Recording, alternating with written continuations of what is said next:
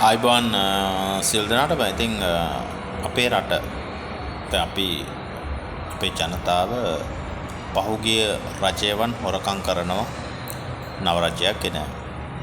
හැබැයි මේ රජේනුත් ජනතා අභිලාෂයන් ඉෂ්ට වෙනවද කියන කාරණාව විශේෂයෙන්ම අපි කරන්න ඕනේ.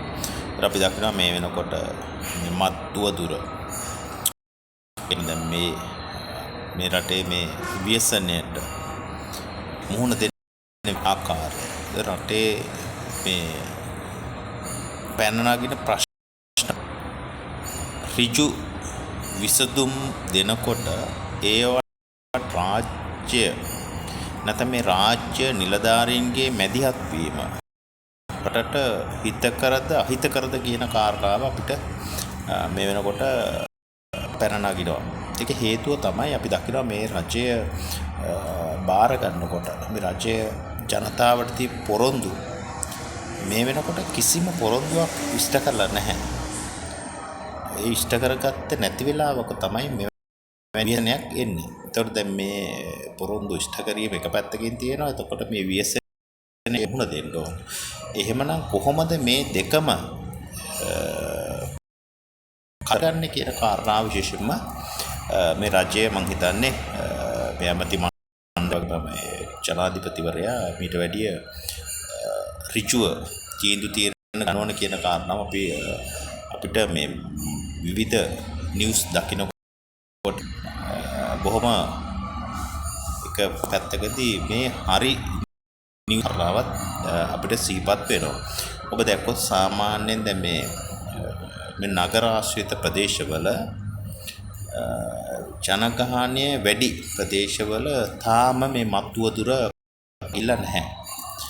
යන්නේ ඒ ව්‍යාපාර කරන උදවිය විවිධ උපක්‍රම සූක්ෂම ඔවුන්ගේ ඒ ව්‍යාපාරන ස්වභාවයක් අපිට නිරීක්ෂණය වෙනවා. ඒ වගේ තමයි දැන් මේ සමාජයේ මත්ද්‍රව්‍ය වෙළඳාම් කරන ඒ ප්‍රදේශවල පොලිස් ස්ථානාධිපතිවරුන් සහ ඒ නිලධාරීනුත් යම් කිසිකට මේ සඳහා උදව් වෙනවද නැත්නම් උන් දන්නේ නැද්ද ආරාවකුත් අපිට පැන නගිනවා. ඒ නිසා මම හිතන්නේ මේ රජයේ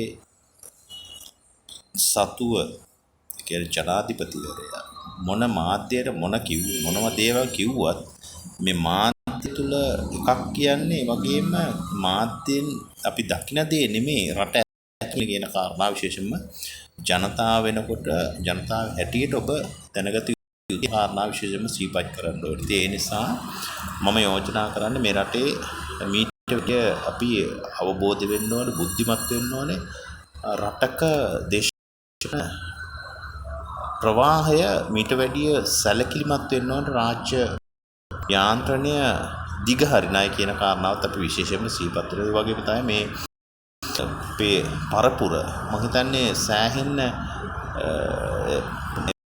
පරපුර බොහොම අවබෝධය මදිව වැඩ කරනවා කියන කාරණයකුත් අපිට පෙනී යනවා. ඒක හේතුව ඈත් වෙනවා බුදුදහමින් ඈත් වෙනවා. බුදුදහමින් ඈත් වුනහම ඒ රට තුළ ප්‍රශ්න වැඩි වෙනවා. ප්‍රශ්න වැඩි වෙන්න එකම හේතුවක් තමයි මේ අවබෝධය අනවබෝධය කියන අපි සිහිපත් කරගමින් අපි ඉදිරියේදී කතා කරමු කොහොමද මේ බුදුදහමෙන් ඈත් වුනහම අපි මේ අවබෝධයක් වෙන්නේ නැහැ කියන කාරණාවත් අපි සිහිපත් කරනවා. ඉතින් ජනතාවන ඔබ හොඳ සිතිවිලි වලින් පහළ වෙන්න ඕනේ.